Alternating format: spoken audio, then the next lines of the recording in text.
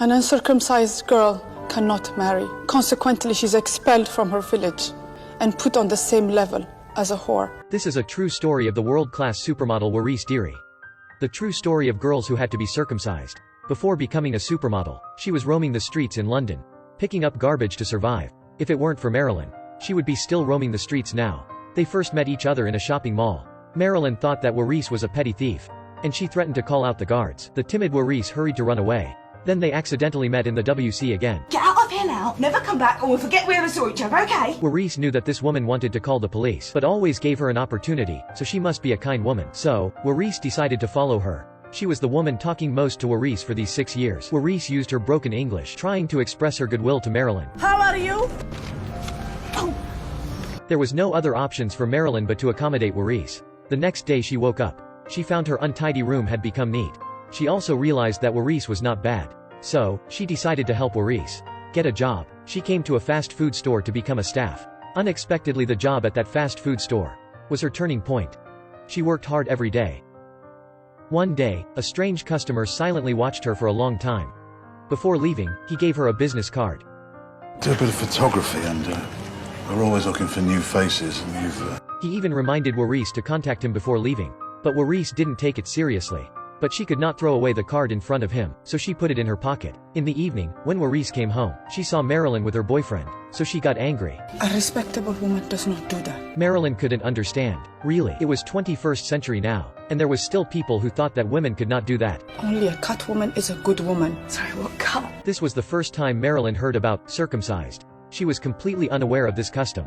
This time Waris was surprised, as there was still an uncircumcised girl. She handed up her skirt to show Marilyn her circumcised body.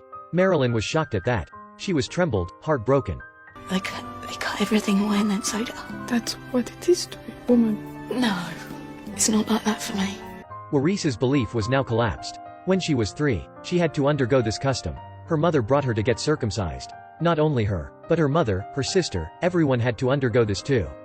Because people there believed only this could protect the virginity of women. Until marriage, it was opened by the husband as a wedding gift. This made Waris often suffer a bellyache. Then came a extreme pain. Marilyn took her to the hospital, as she worried Waris could not understand English. The doctor asked a Somali nurse to help them translate. But the doctor's encouragement was translated by the nurse into, She mustn't worry, we can fix it.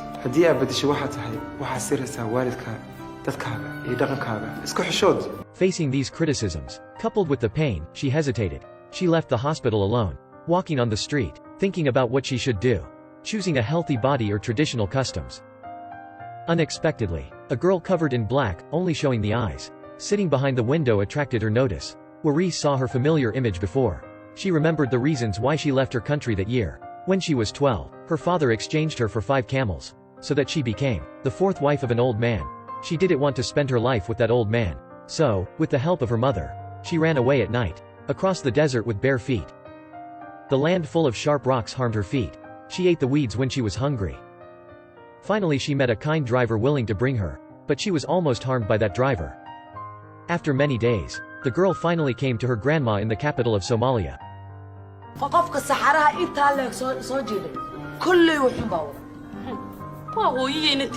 Her grandma was afraid that she was caught again. So, she asked her aunt to send her to the Somali embassy in England, working as a servant. But she didn't want to live in the vault forever. She took the opportunity to learn English, hiding behind the door to learn, so that no one would discover. Then civil war was raging in Somalia, the ambassador returned. Waris took this chance to escape. She was homeless and roaming the streets, until she met the kind Marilyn. Memories of her grandma's words woke her up. Yeah, the difficulties she had endured those years had taken up so much strength not to go there and follow the words of a strange man. Of course, she had not only escaped that hell prison and taking off the bonds on her body, but she also got rid of the bonds on her mind. To live as a human, to become a normal human with normal life. After thinking, she returned to the hospital. With Marilyn accompanying, she underwent the surgery. Soon after, Marilyn accidentally saw the business card. It turned out that the strange man she met at the fast food store was the famous photographer of the fashion magazine Terence Donovan. Even Queen Diana was his loyal customer.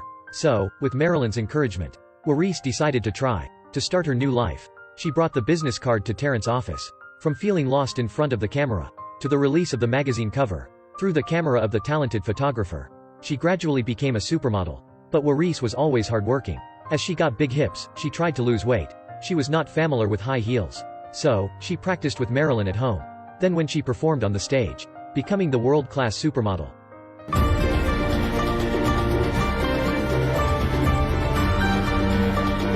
Waris of this moment was no longer the poor girl, picking up garbage to survive every day.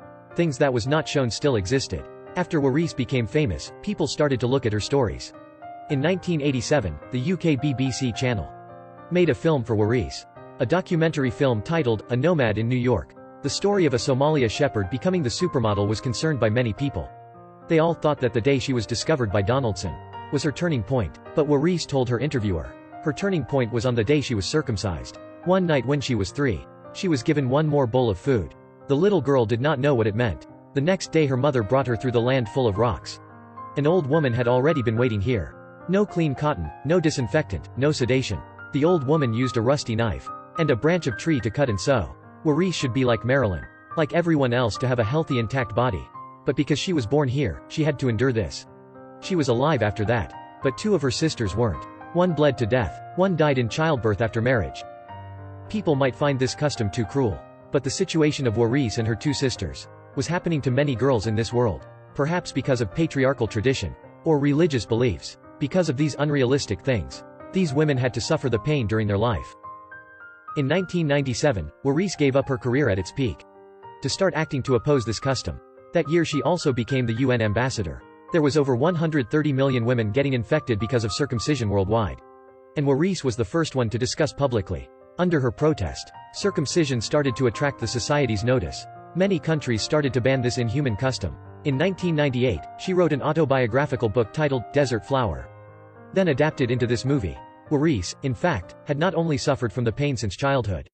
Her road to success was also not that simple. A shepherd became a supermodel.